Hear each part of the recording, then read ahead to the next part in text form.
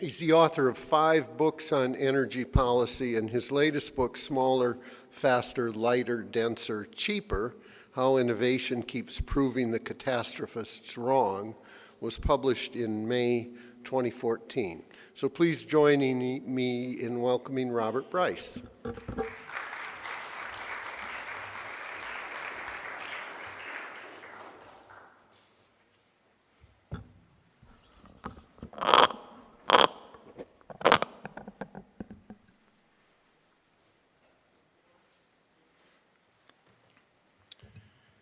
Good afternoon. Good afternoon. Thank you. I have 30 minutes, and I'm going to cover 5 points in the next 30 minutes. First, I'm going to talk about scale. Second, more energy, more wealth, more freedom. Third, coal. 4, the big fib. And finally, iteration means innovation. Scale. I'm starting with a pop quiz, and I hope you all studied. Who can name the country which since 1985 has had the biggest percentage increase in CO2 emissions? Anyone? China's a good guess. Any others? It's Thailand. Up 600%. Who can name the country which since 1985 has had the biggest percentage increase in electricity generation? It's Vietnam, up nearly 2,500%. One more. Who can name the country which since 1985 has had the biggest percentage increase in coal consumption? It's Indonesia, up nearly 6,000%. Now, why do I bring up these 3 countries? Well, they're interesting facts to know and tell, yes. But they go more broadly to this, in the point that these 3 countries have a total population of 400 million people. They have an average per capita GDP of about $6,000. That's less than half of the world per capita GDP average of about $13,000, and it's about 1/9 of the US per capita GDP average of about $53,000. The residents of Thailand, Vietnam, and Indonesia, along with other developing countries, don't need less energy, they need more. They need a lot more. Further, these numbers on those 3 countries, I think, illustrate very well and are a key reason why I am so skeptical that we will ever implement, and ever meaning the next few decades, any carbon taxes, carbon limits, etc. Over the past decade, we've been inundated with stories about climate change, about the possibility of catastrophic climate change. We've had climate change meetings in Copenhagen, Bonn, Durban, Cancun, and just a few weeks ago, again in New York City. And what has been the true net result of all of these many meetings? Effectively nothing. No hard carbon limits, no carbon taxes agreed upon. I'm not here to argue the science of climate change one way or the other. I'm in a climate tribe of one. Call me a resolute agnostic. Tell me CO2 is good, tell me it's bad. If you believe that it's bad and that's going to cause catastrophic climate change, then tell me where we will find the vast quantities of energy that we need that are all carbon free. The issue, ladies and gentlemen, is fundamentally this. It is the tyranny of big numbers. It is the issue of scale. Vietnam, Thailand, and Indonesia are part of this tyranny of numbers, and they are part of the broader challenge, which is this, that we live with today's world. We have 1.2 billion people who are still living without electricity. We have billions more who are living in dire energy poverty. What has happened over the last decade? Global energy consumption has risen and risen dramatically, particularly in the developing world. Global energy consumption has increased 28%. 56 million barrels of oil equivalent increase in the last decade alone. The increase in the last decade alone has been the equivalent of 7 Saudi Arabias of daily oil production. Since the 70s, the Saudis have been producing roughly 8.3 million barrels of oil per day. Scale. Total global energy use today is 256 million barrels of oil equivalent per day. If you like SI units, and I do, it's 1.5 exajoules per day. That's 31 Saudi Arabias of daily energy use. Of that 256 million barrels of oil equivalent per day, we get 87%, roughly 222 million barrels of oil equivalent per day from coal, oil, and natural gas. In all, we consume 10 Saudi Arabias in the form of oil, 9 in the form of coal, 7 in the form of gas, 2 from hydro, 1.5 from nuclear, and 0.7 Saudi Arabias from all the political darlings of the moment, wind, solar, and biomass. So we can say CO2 is bad, we can say it's good. I'm bored with the tribalism. I'm bored with the entire discussion about which side you were on, because really that's been the discussion in the last decade. Which side are you on? Are you a catastrophist? Are you a denier? Are you a Sierra Club member? You work for the coal industry? Which side are you on? And that's been pretty much the entire discussion. In my lifetime, I can't remember a more nasty debate than the one that we're having now about climate change and climate science. The question is, ladies and gentlemen, where will we find the vast quantities of carbon-free energy? 27 Saudi Arabias of carbon-free energy that we can deliver daily to the 7 billion people of the planet. It's a challenge of scale. Jonathan mentioned my new book, Smaller, Faster, Lighter, Denser, Cheaper. Tell your friends, tell your neighbors. You don't have to read it. You just have to buy it. I've written 5 books, collect them all. Power Hungry is my last book. They make great gifts, stocking stuffers, and if you buy it on a Kindle, I make a better royalty. And today only, I have a souvenir guitar pick, Smaller, Faster, Lighter, Denser, Cheaper guitar pick, today only, free. After my speech, you can come and get one. Okay, commercial's over. I have 2 kids in college, all right, so forgive me. The environmental issue of the last decade has been this issue of climate change and CO2. And what has happened over the last decade? Global CO2 emissions rose by 29%. Why? Because of countries like Vietnam, Indonesia, and Thailand. And note that I haven't yet mentioned China. My second point, more energy, more wealth, more freedom. The essentiality of electricity to modernity is incontrovertible. The International Energy Agency, based in Paris, says electricity is, quote, crucial to human development. It says availability of electricity is one of the most clear and undistorted indications of a country's energy poverty status. The countries that have cheap, abundant, reliable energy are the countries that prosper, that live in the modern world.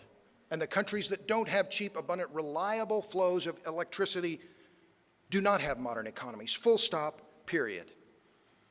We can see the importance of electricity by looking at Indonesia, which I mentioned earlier, has had the biggest percentage increase in coal consumption of any country on the planet since 1985. Between 1990 and 2010, in Indonesia, 100 million people gained access to electricity. Coal combustion, coal-fired electricity provided more than half of that incremental increase in electricity availability. Over that 20-year time period, Indonesia's per capita GDP rose by 442%. Life expectancy increased by 8 years. Infant mortality fell by 45%. Child malnutrition fell by 65%. Illiteracy declined by 77%. This is not a coincidence. And yet today, the average Indonesian uses just 630 kilowatt hours of electricity per year. The average American uses that much electricity in 3 weeks. Electricity use, like per capita CO2 emissions, is a reliable proxy for wealth and wealth creation. I don't use PowerPoint. It gives me a rash. If I were going to show you one slide, it would be a slide from my last book, Power Hungry. It shows the top 20 countries ranked by GDP and the top 20 countries ranked by electricity generation. The correlation is almost 1-to-1. Given the dire need for more electricity, it's no surprise that Indonesia is in fact building more coal plants. 4 gigawatts are now under construction or are planned. Or we can look at Pakistan, one of the countries in southern Asia that continues to be riven by conflict. Pakistan has roughly 190 million people, and yet it has less than 24,000 megawatts of electricity generation capacity. I live in Texas. Texas has about 110,000 megawatts of electricity generation capacity. It has a population of 26 million. Put another way, Texas has 1/7 of Pakistan's population and 4 times as much electricity generation capacity. That translates directly into wealth. The GDP of Texas is roughly $1.4 trillion. In Pakistan, the GDP is 1/10 as much, about 140 billion. Texas has 1/7 of Pakistan's population, and yet it's effectively 10 times richer. Pakistan is now building 15 new coal-fired power plants with an expected capacity of 15 gigawatts, 15,000 megawatts. Let's look at Africa. Africa is the dark continent. Why? Because it's dark. 1 billion Africans, 1.1 billion Africans today use roughly the same amount of electricity as 35 million Canadians. The point here is obvious. More energy availability leads to more wealth creation. More wealth creation leads to more freedom. As a general rule, look around the world. Where are the most repressive countries? They are the countries that are energy poor. It is fashionable and it is easy to demonize coal, to demonize oil, to demonize natural gas. But the undeniable fact is this: using hydrocarbons has freed us from the vagaries of the sun, the wind, and the rain. We are prospering today, we humans are prospering today like never before. By nearly any objective measure, things are better than they have ever been. More people today are living longer, healthier, freer lives than at any time in human history. In 1950, about half of the adults on the planet were literate. Today, that figure is about 90%. A century ago, few women were allowed to vote. Today, with a few notable exceptions, including Saudi Arabia, women are voting in nearly every country in the world, and they are taking leadership roles in politics, and well, they should. In the Summer Olympics in 2012 in London, for the first time, women were on every team competing in the Olympics. Women were allowed to compete on every team in the Olympics for the first time. Age-old biases based on race, religion, and just as important on sexual preference are being cast aside. Why are things getting better? We can look at Steven Pinker's book, The Better Angels of Our Nature, published in 2011. Pinker points to a lot of factors: education, the Enlightenment, all of these other points. But I would submit to you today, why are things better than ever? Because electric availability is higher than ever. Energy consumption is higher than ever. People are allowed to travel widely. And electricity in particular has allowed us to become more interconnected. And that interconnectedness has come remarkable progress in human affairs and remarkable progress in the view toward increased human equality. My third point, coal. I know that we're here to talk about renewables, but the global energy story of today is coal. Since 1973, no other form of energy has grown faster. In 2013 alone, last year, coal consumption globally grew by 2 million barrels of oil equivalent per day. That was about 50% faster than the growth in petroleum and nearly 3 times the growth seen in natural gas. Further, last year alone, just the growth in coal consumption was equal to 3 times the contribution of all global solar. All global solar, including the panels that are on the roof of my house in Austin, Texas, produce roughly 600,000 barrels of oil equivalent per day. Last year alone, just the growth in coal was more than 3 times the contribution of every solar installation on the planet. These are not my numbers. You can check them yourself. The BP Statistical Review has all of this data. I am adamantly pro-natural gas. I am adamantly pro-nuclear. I'm absolutely bullish on the growth in solar, which I'll talk about momentarily. But again, we cannot deny the importance of the coal business, particularly in developing countries. Coal demand is growing because electricity demand is booming. Coal demand is growing because the fuel is widely available. Deposits are geographically spread in diverse countries. Supplies cannot be manipulated, prices cannot be manipulated by any OPEC-like entities, and more than anything, it is cheap.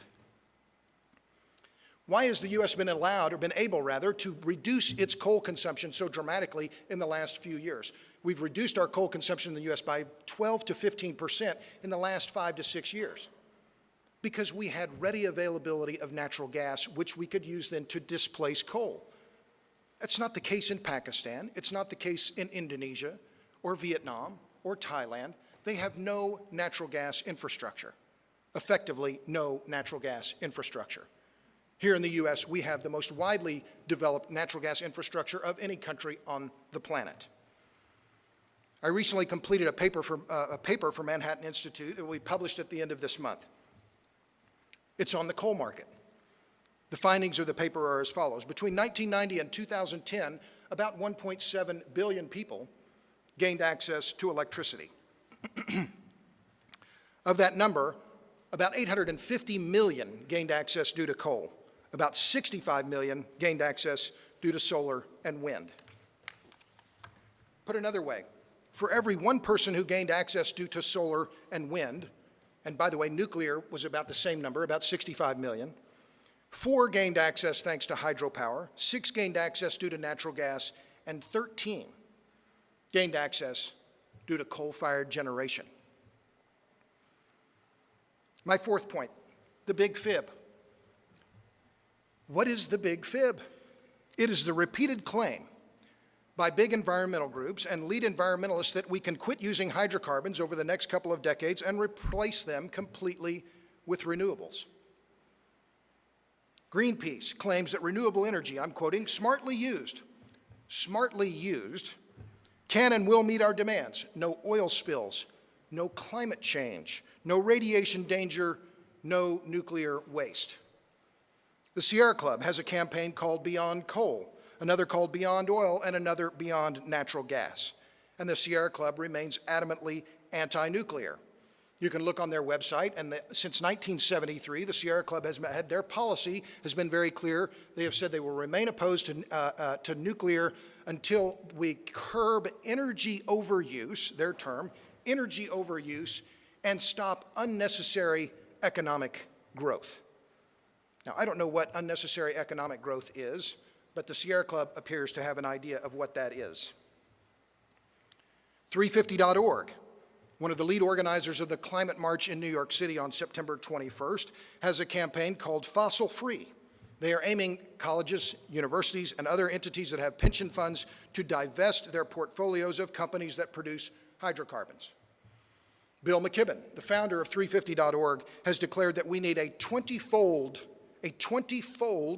decrease in hydrocarbon use.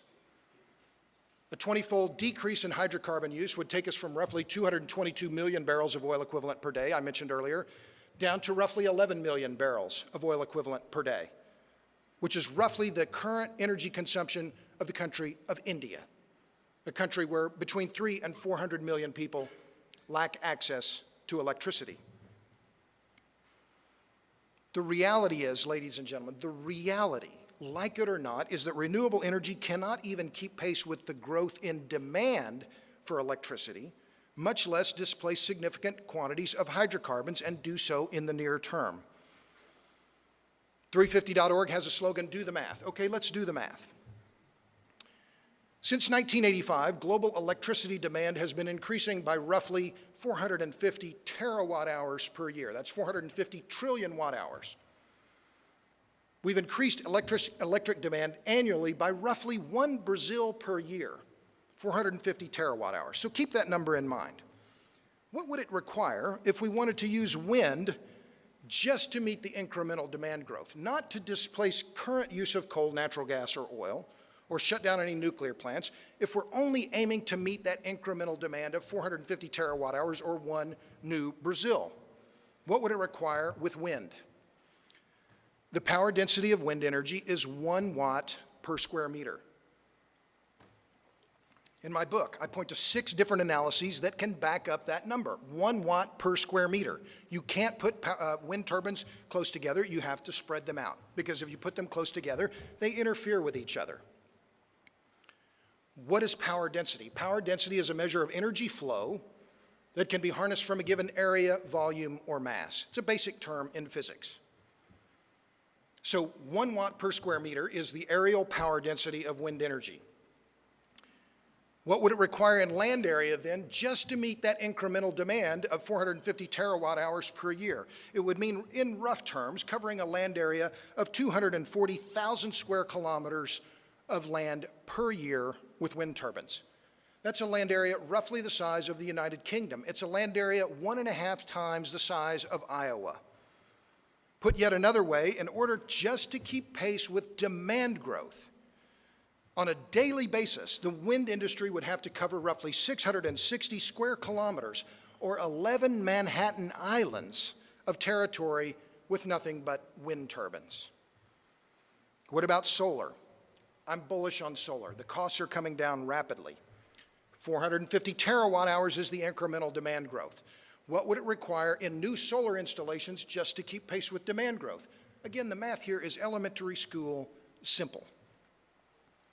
Germany has more installed solar capacity than any other country. It has roughly 36,000 megawatts, 36 gigawatts of installed solar capacity. Last year, all of that capacity produced 30 terawatt hours of electricity. 450 divided by 30, 15. We would need to install every year 15 times as much solar capacity as now exists in Germany. And we would have to do so every year merely to keep pace with demand growth. My final point, iteration means innovation. To improve at something, you have to do it a lot. I don't care if you're talking about a golf swing, a backhand in tennis, or building mobile phones. Whatever we do a lot, we tend to get better at.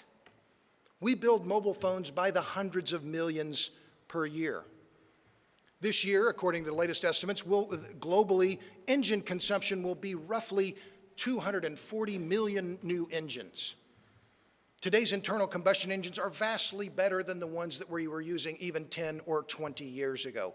Why are they better? Because iteration means innovation. The more we do something, the better we get at it.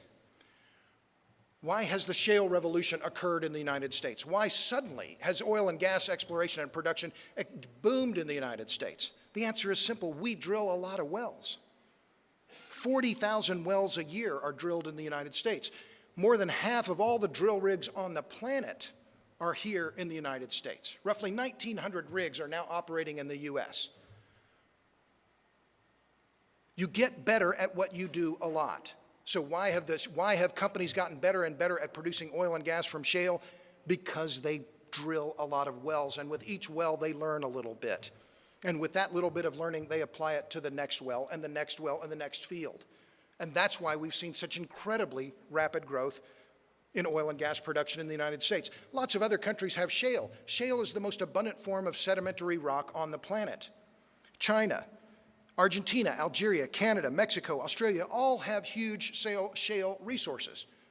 Well, why haven't they been able to match what we do here in the United States? Because they're not iterating. They're not drilling wells. We are. We are innovating also in energy conversion devices, in lights, in computers, in automobile engines. And in everything we're doing, we are making them smaller, faster, lighter, denser, cheaper. We're making better use of turning energy into available power, whether that's in our computers or in our automobiles.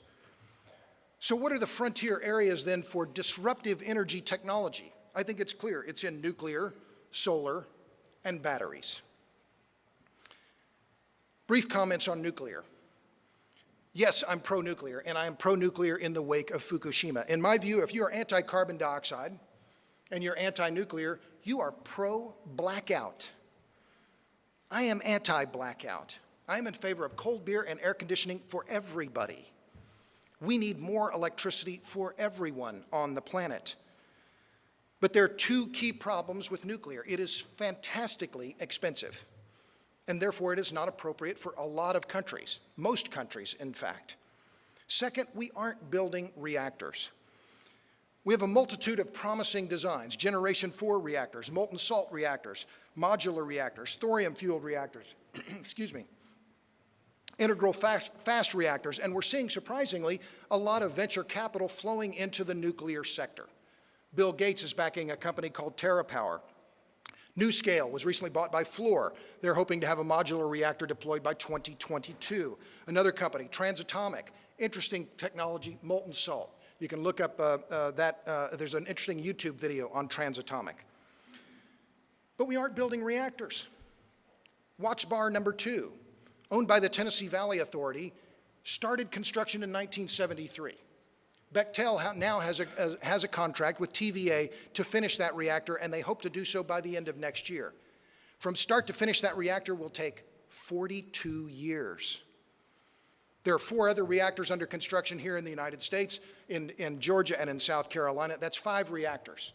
We will build roughly 5 reactors in the United States in the last 20 years. Globally, we have about 400 reactors. That's it. Now, I'm bullish on nuclear, but I'm also realistic. I was in Japan last month, and the nuclear sector in Japan is in crisis. If nuclear energy cannot work in Japan, it can't work, period. But we cannot ignore nuclear.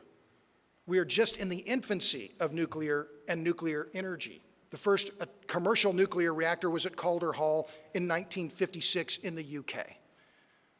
Lockheed Martin, just yesterday, now is this real? I don't know, but they announced the possibility of a fusion reactor that they claim will have a capacity of 100 megawatts and will fit on the back of a flatbed truck. Now, it sounds fantastically impossible. We've heard about fusion since I was a kid. But here's Lockheed Martin, which is a serious company, a very large company with enormous resources, saying they think fusion is possible. Now, fission has worked great for decades, but it's still too expensive, and we still have safety problems. We don't have passively safe reactors. We have a lot of challenges in nuclear. But let me move on to the technologies that I think can be truly disruptive: solar and batteries.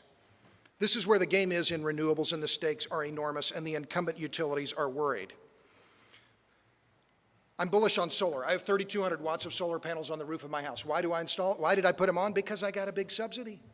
The city of Austin paid 2/3 of the cost. What am I, stupid? Sure, I'll take the money.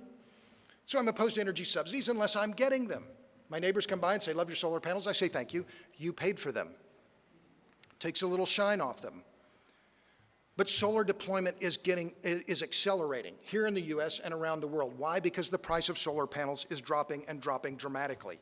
In 1980, 1 watt of solar PV capacity cost $20. Today, it's less than $1 a watt. By 2017, First Solar, a US company, estimates the cost will be at 40 cents a watt. Bloomberg New Energy Finance estimates that solar deployments will be the fastest form of generation capacity through 2030. They expect $2.5 trillion will be spent globally on renewables, and the vast majority of that will be spent on solar. Twin solar with batteries, even relatively small batteries, and that's a big deal, particularly in island economies and rural locations. Batteries, though, are a problem. Yes, we use them all the time, but they're still finicky. They don't like it too hot. They don't like it too cold. You can't charge them too fast. You can't charge them too slow. You can't discharge them too quickly. They're kind of like Goldilocks. It's got to be just right. But we're seeing progress. We're not seeing the kind of orders of magnitude and progress in energy density that would really make them viable, but we are seeing progress. In my new book, I write about Aqueon Energy, a company based in Pittsburgh, Pennsylvania, that uses salt water as an electrolyte. They're not using batteries or targeting the electric market, the automobile market. The electric car, I think, is a pipe dream. We've heard about the electric car, the all-electric car, for a century, and today what do we have? A few thousands of cars that are all electric on our roads. Why? Because the energy density of even the best lithium-ion batteries is too low. Why do we use gasoline? Because the energy density of gasoline is 80 times that by weight of the best lithium-ion batteries. But the stakes, the possibility, the market for energy storage, for electric storage is enormous. Global electric sales are roughly $1.8 trillion. U.S. electric sales roughly $370 billion per year. So given the value of the electric market, given the possibilities, particularly in equatorial countries, in South Asia, where it's sunny, solar and batteries will make a big difference. And they will make a big difference also in developed countries. And this is a problem for the incumbent utilities. But let me return to where I started, talking about more wealth, more energy, more wealth, and more freedom. Over the past few years, we've been inundated by this claim, continuing claim that we're using too much energy. This is wrong. If we're interested in promoting more wealth and freedom, we should be promoting more energy consumption by more people. This point was made exactly by Amartya Sen, the Nobel Prize-winning economist in the New Republic, in an essay he published in August.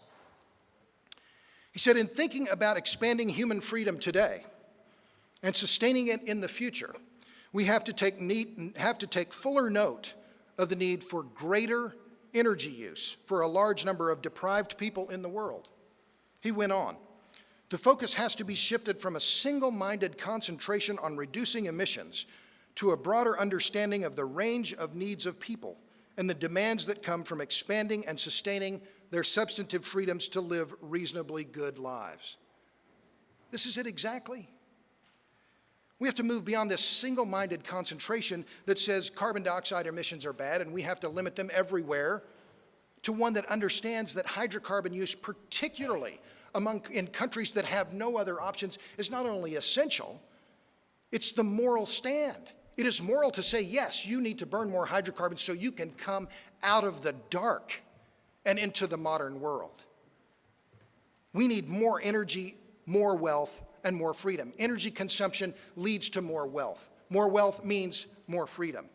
Climate change activists can insist all they like that their issue is the one that is most urgent and the one that needs attention right now. They can say we need less energy, but in doing so, they're in general arguing for poverty. I'm anti-poverty. I am for bringing people out of the dark and into the light. And if it means burning coal, so be it. If it means increased emissions, we will deal with it. But we need more energy to create more wealth so we can foster more freedom. Those should be our goals. Thank you.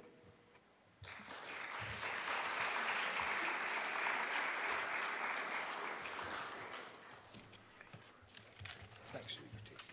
Sure, of course.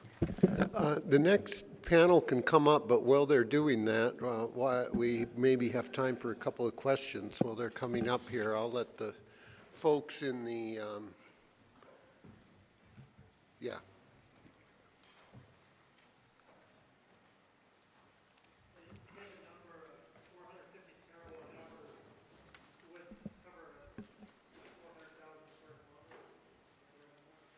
With wind energy, 240,000 square kilometers.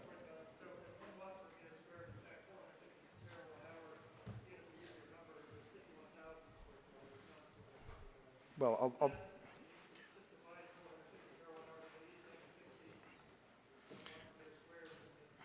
I'm using BP statistical review numbers on productivity of wind energy and therefore the installed capacity. Well,